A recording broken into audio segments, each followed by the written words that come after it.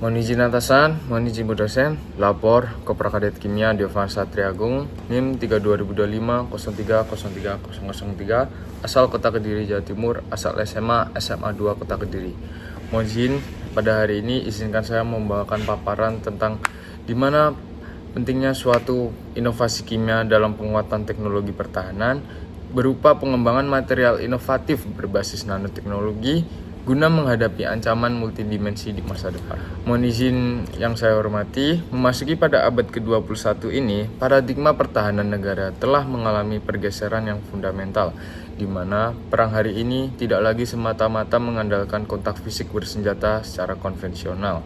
Kita ini berhadapan dengan ancaman multidimensi, yaitu sebuah lanskap perang hibrida yang mengombinasikan perang asimetris, ancaman kimia, biologi, radiologi, dan nuklir atau CBRN, serta serangan cyber terintegrasi hingga penggunaan alutsista tanpa awak dan amunisi berpresisi tinggi. Dalam lanskap strategis yang sedemikian kompleksnya, material struktur militer konvensional seperti baja tahan peluru, paduan aluminium atau serat aramid Kevlar murni telah mencapai batas kemampuan fisiknya, di mana material-material tersebut memiliki keterbatasan kritis berupa rasio bobot yang terlalu berat untuk mobilitas, rentan terhadap korosi, serta bersifat pasif atau tidak mampu merespon dinamika medan tempur. Disinilah ilmu kimia memegang peranan kunci sebagai fondasi utama. Tanpa rekayasa pada tingkat molekuler dan atomik, teknologi pertahanan masa depan tidak akan mencapai efisiensi optimum. Melalui nanoteknologi, kita sanggup merancang material cerdas atau smart material, di mana material yang secara otomatis mampu merasakan, merespon, dan beradaptasi terhadap gangguan mekanis, medan magnet, gelombang radar, hingga racun kimiawi secara real time. Permasalahan terbesar Indonesia saat ini adalah masih tingginya ketergantungan kita pada impor material komposit dan alutsista standar. Ini menciptakan kerentanan tinggi pada rantai pasok pertahanan kita saat krisis. Oleh karena itu, riset ini hadir untuk merumuskan solusi kimia material yang multifungsi guna membangun kemandirian teknologi pertahanan nasional. Pada pembahasan kali ini, fokus analisis saya dibagi ke dalam 4 pilar inovasi kimia utama, yaitu Shared Thinking Fluid atau STF untuk rompi anti peluru, nano komposit dari RGO, dan Fe3O4 untuk teknologi siluman atau shield. Setelah itu ada polimer swap pulih atau self-filling untuk perbaikan struktur alutsista. Dan yang terakhir adalah kerangka logam anorganik dari MOFS untuk proteksi CBRN. Pada pembahasan kali ini adalah pilar utama atau pilar pertama, yaitu fluida pengental geser atau STF untuk armor ballistic flexible, di mana inovasi pertama ini berfokus pada shear thickening fluid atau STF, yang dimana sistem colloid non-Newtonian yang dibuat dengan mendisperensikan nanopartikel silika atau SiO2 yang berukuran sekitar 100 hingga 300 nanometer dalam cairan polietilena glikol atau PEG. Dalam kondisi biasa atau gerakan normal, material ini dapat berwujud cair dan sangat fleksibel. Namun, ketika menerima benturan proyektil atau serpian ledakan secara tiba-tiba, terjadi lonjakan laju geser di atas batas kritis, di mana secara instan dalam hitungan milidetik, nanopartikel silika terdesak saling mendekat, mengatasi gaya refluksi elektrostatik dan membentuk yang dinamakan yaitu hydrocluster, yang dimana viskositas cairan melonjak hingga puluhan ribu kali lipat, mengubah cairan encer menjadi perisai padat yang menyerap energi hantam.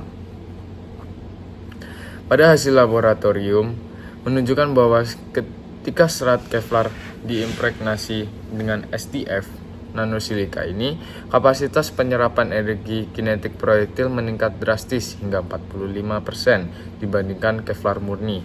Hebatnya lagi, kita dapat mereduksi jumlah kapasitas kain hingga 30%, yang artinya prajurit kita di lapangan akan mendapatkan rompi tahan peluru yang jauh lebih tipis, ringan, fleksibel, namun jauh lebih kuat. Pada pilar kedua, nano komposit dengan RGO dan Fe3O4 untuk teknologi siluman atau shield teknologi. Pilar kedua ini menjawab ancaman sistem pemantauan radar modern pada pita frekuensi tinggi, di mana material penyerapan radar konvensional umumnya itu terlalu berat dan menciptakan pita serap yang sempit. Solusi kimia yang kami kaji pada pembahasan hari ini adalah menggabungkan Reduced Graphene Oxide atau RGO dengan nanopartikel magnetik oksida besi atau Fe3O4, di mana grafena memberikan nilai dielectric loss yang tinggi melalui konduktivitas elektronnya, sementara Fe3O4 memberikan magnetic loss, sehingga kombinasi kedua bahan tersebut secara tepat menyelesaikan masalah ketidakcocokan impedansi atau impedance mismatch. Ketika gelombang radar musuh mengenai permukaan komposit ini, gelombang tersebut tidak dipantulkan kembali, melainkan terperangkap dan tereduksi, serta mengalami interferensi destruktif berulang di skala nanonya, dan dikonversikan menjadi sebuah energi panas yang aman. Sehingga hasil analisis kami mencatat nilai reflection loss mencapai minus 52,4 desibel pada ketebalan hanya 1,8 mm.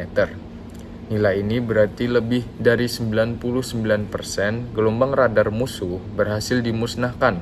Pelapisan material ini pada drone UFA,